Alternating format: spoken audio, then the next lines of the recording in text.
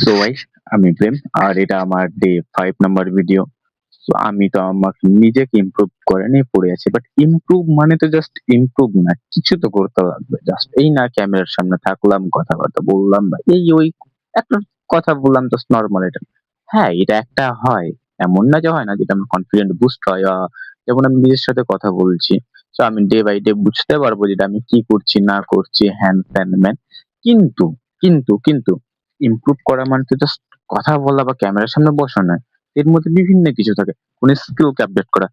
সেটা যেমন হোক এই মুহূর্তে আমার যদি 22 টু 21 এজ হয়ে থাকে। তো আমার এখন মাস্ট একটা জিনিসের দিকে ইমপ্রুভ করা উচিত। সেটা হলো আমার হেলথ, সাথে ওয়েলথ আর আমার মাইন্ডসেট এর উপরে।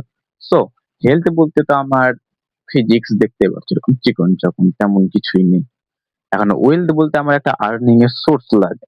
মাইন্ডসেট এমনি ধীরে, ধীরে ঠিক হয়ে যাবে। ফার্স্ট আমার ফার্স্ট টার্গেট হওয়া উচিত এখন আমার আর্নিং।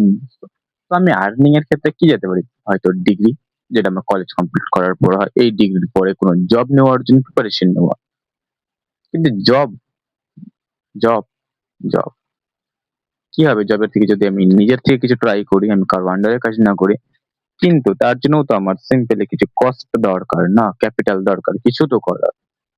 চাই সেটা বাসে ঘুরতে যাওয়া হোক বা ইন্টারভিউ দিতে যাওয়া হোক। এই